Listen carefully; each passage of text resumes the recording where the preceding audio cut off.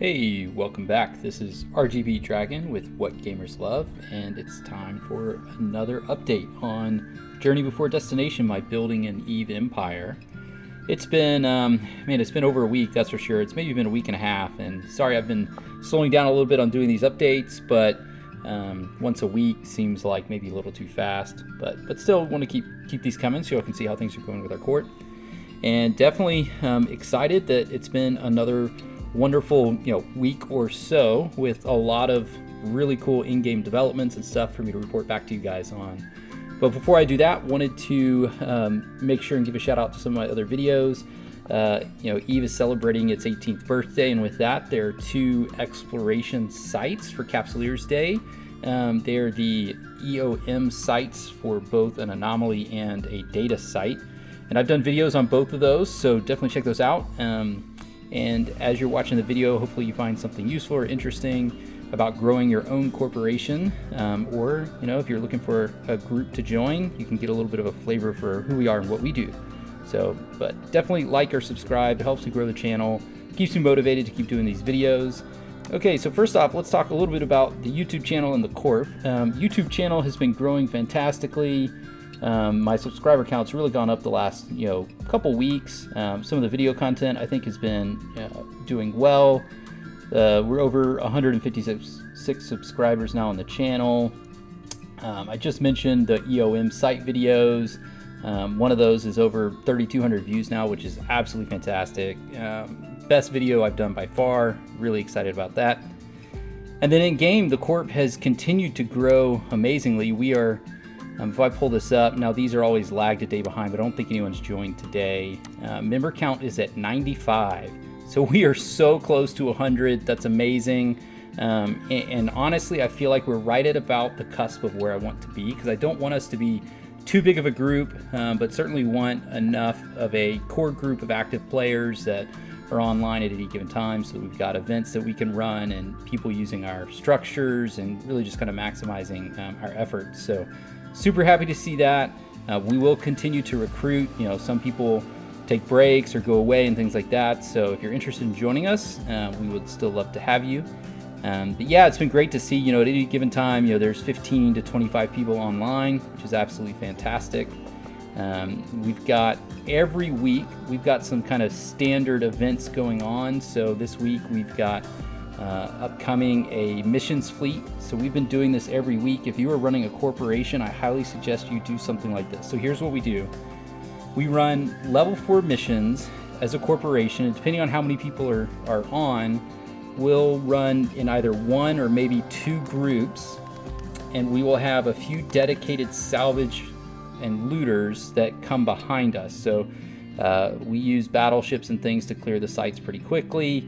New players can also join in just whatever ship they can fly. We typically have them wait and warp into rooms after the battleships gain aggro. And so we complete sites pretty fastly, and then we share the standings and the mission rewards out to the group. You can only do that up to 10 people. So again, you have to split if you have more than that. And then what we do is the salvagers who are coming along behind, they gather all the salvage and loot, and then those materials go as a donation to the corp. The corp is able to reprocess everything and essentially sell those items on the market to raise funds for our fuel costs. It's been a really easy way to help raise some money without having, burdensome taxes in place and things like that. And, the corp all seems to love it. It's not asking too much of anyone. And then at the end of the fleet, for the 2 people, 3 people, whoever's been salvaging, we'll typically try to look at what the average bounty payout was for some players, and then we will tip them back a payout so that they're getting bounties as if they were helping run the missions, even though they've been doing the service of salvaging for the corp. So that's been working really well. We've been raising anywhere from 1 to 200 million probably a week doing that activity, which has gone a long way. So that's been really great.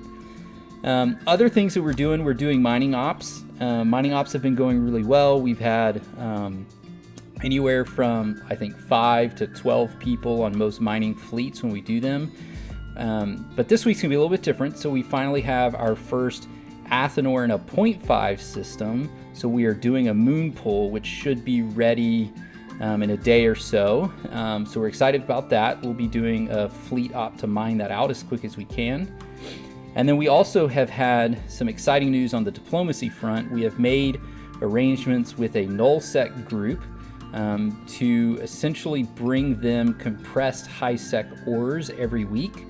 And in exchange, they are giving us some protected access to a low-sec system that they have so that we can do reactions for the moon ore that we're mining, but also we can do some low-sec mining fleets to gain access to low-sec ores that we otherwise are kind of locked out of getting. So that's been going on for about a week now. It's been working really well. It's awesome because it's opened the doors for us to kind of have somewhat safe access to things we otherwise would be locked out of. And I think we're bringing some benefit to the nullsec corp.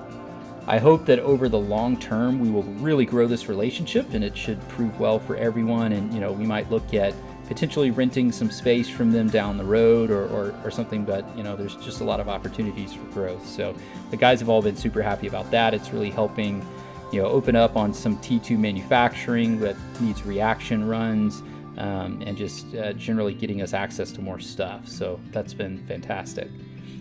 Let's see what else over the past week. We've been running a lot of the specialty sites that have come out as a corp. Of course, the bounty hit where it was mistakenly paying out too much in the first day or so. It was sad to see that go away, but we've still been running those.